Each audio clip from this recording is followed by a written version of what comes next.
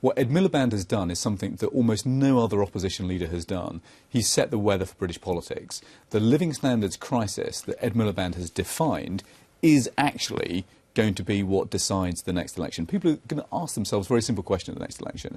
Am I better off than I was at the last election? And the answer for the vast majority of people in our country, I'm afraid, will be a resounding no. Well, you say set the weather. It's a phrase you've used twice. It's an interesting phrase to me because, frankly, the weather, surely, is dominated by the Conservative prescription for managing the British economy, which is that, in the end, the key priority is drawing down the debt, getting rid of the debt, and, of course, the annual deficit that the state has been running. Now, they are on course over the next 4 or 5 years to deliver a balanced budget. And your party seems to have bought into that new weather system because your Shadow Chancellor Ed Balls now says he will apply iron discipline to the public finances, and he's effectively buying into the austerity programme that the Conservatives established. Actually, Labour has always been the party of fiscal discipline. If you look at what happened to the national debt under Gordon Brown, it came down dramatically until the global crash hit.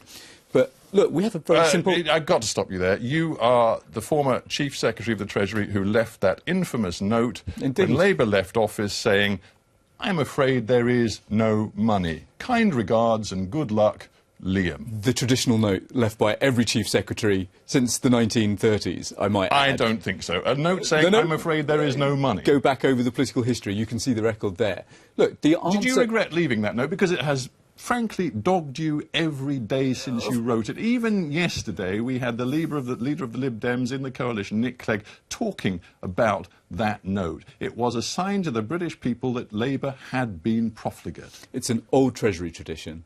And actually, it was a tradition that I saw fit to honour. In retrospect, was it a mistake? Yes, of course, because... Why did you do it? Was it cockiness? Was it flippancy? Was it a sense that somehow there was an arrogance to your politics which said that it didn't matter that the British public finances were being left in a terrible mess by you? Nothing more than an old Treasury tradition that goes back to the 1930s. And every successor to a Chief Secretary at the Treasury has honoured the privacy of that. Unfortunately, that wasn't something my successor chose to do.